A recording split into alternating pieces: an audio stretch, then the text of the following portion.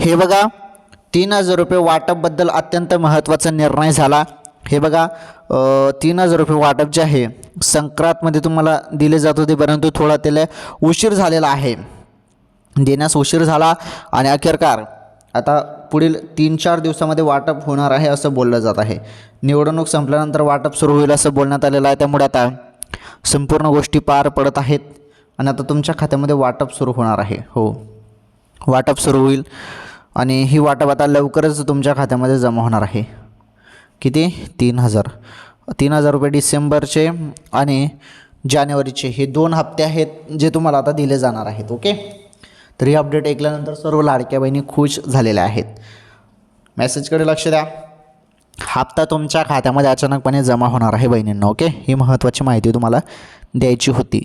चला ठीक आहे, व्हिडिओ लाईक करा, व्हिडिओ शेअर करा, चॅनल सबस्क्राईब करा।